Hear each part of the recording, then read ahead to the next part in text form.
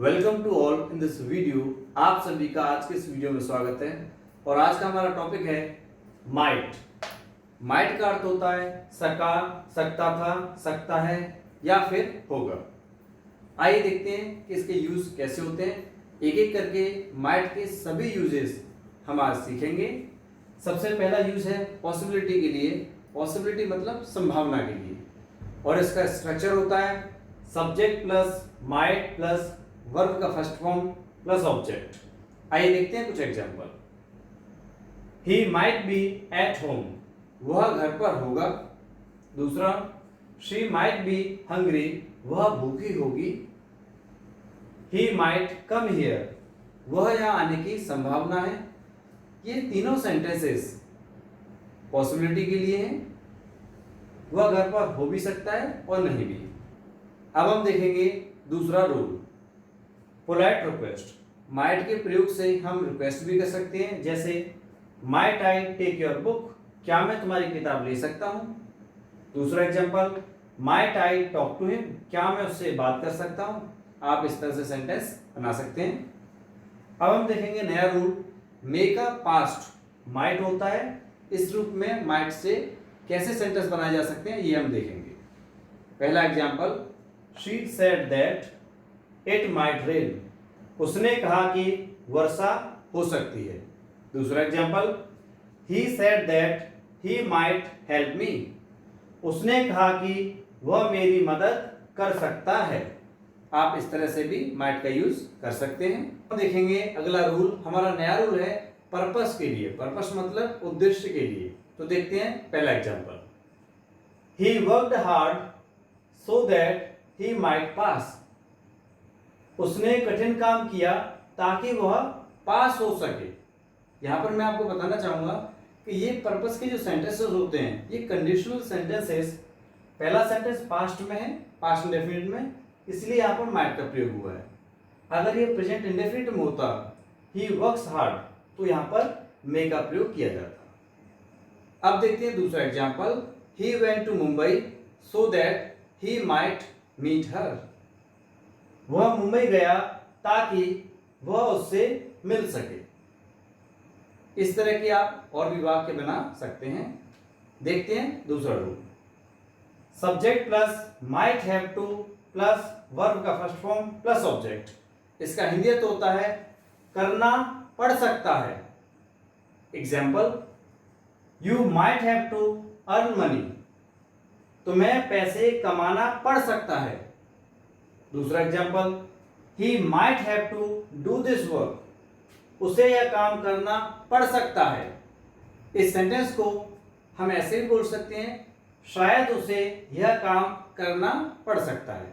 अब हम देखेंगे अगला rule, subject plus might have plus had plus two verb का फर्स्ट फॉर्म प्लस ऑब्जेक्ट। इसका अर्थ होता है पढ़ सकता था। देखते हैं कुछ example, she might have had to sing a song, उसे गाना गाना पड़ सकता था। अब हम देखेंगे दूसरा example, you might have had to go to Mumbai, तुम्हें मुंबई जाना पड़ सकता था। इस तरह के सेंटेंसेस आप बना सकते हैं। अब हम देखते हैं नया रूल। हमारा नया रूल है subject plus might have plus been plus other words. इसका अर्थ होता है रहा होगा, रही होगी, रहे होंगे। अब हम देखते हैं एक example, he might have been a player, वह एक खिलाड़ी रहा होगा। इसका दूसरा अर्थ भी है हो सकता है वह एक खिलाड़ी हो। इन दोनों में से कोई भी एक अर्थ आप ले सकते हैं। अब हम देखेंगे दूसरा example, he might have been your father, वह आपके पिताजी रहे होंगे। इसका दूसरा अर्थ भी है हो सकता है वह आपके पिताजी हों। इन दोनों में से आप कोई भी अर्थ ले सकते हैं। और मैं यहां बताना चाहूंगा कि ये एग्जाम्पल पास्ट का है, इससे जो अर्थ निकलता है वो पास्ट में निकलता है। अब देखेंगे नया रूल। हमारा नया रूल है subject plus might have plus been plus verb ING plus object. इसका अर्थ होता है रहा होगा, रही होगी। इस तरह के सेंटेंसेस में आप प्रयोग कर सकते हैं। देखते हैं कुछ example, she might have been watching movie yesterday. इसका हिंदी अर्थ होता है हो सकता है वह कल मूवी देख रही हो। और इसे हम दूसरे तरीके से भी बोल सकते हैं, वह कल मूवी देख रही होगी। इस तरह की कोई भी सेंटेंस आप बना सकते हैं। और मैं आपको बताना चाहूंगा ये दोनों स्ट्रक्चर ये पास्ट के हैं। इन स्ट्रक्चर की मदद से आप पास्ट के सेंटेंसेस बना सकते हैं। अब हम देखेंगे रूल नंबर 5 और इसका स्ट्रक्चर है subject plus might have plus verb का थर्ड फॉर्म प्लस ऑब्जेक्ट। और आइए देखते हैं इसका अर्थ क्या होता है। तो कोई काम हो चुका है यह संभावना बताने के लिए हम लोग माइट हैव का यूज करते हैं। इससे एग्जाम्पल के माध्यम से हम अच्छी तरह समझेंगे। He might have done this work। इसका अर्थ होता है उसने यह काम किया होगा। दूसरा example, He might have taught him English। तुमने उसे अंग्रेजी पढ़ाई होगी। इस तरह के सेंटेंसेस आप माइट हैव के माध्यम से बना सकते हो। इसका अर्थ क्या होता है कि कोई काम हो चुका है, यह संभावना आपको बताना है। अब हम देखते हैं rule number 6, object plus might have plus been plus verb का थर्ड फॉर्म बाय सब्जेक्ट। ये स्ट्रक्चर पैसिव वॉइस का है। अब हम एग्जाम्पल के माध्यम से इसे समझेंगे। He might have been taught English. उसे अंग्रेजी पढ़ाई गई होगी। इस तरह का सेंटेंस पैसिव वॉइस से बनाया जा सकता है। दूसरा example, A letter might have been sent to him by me।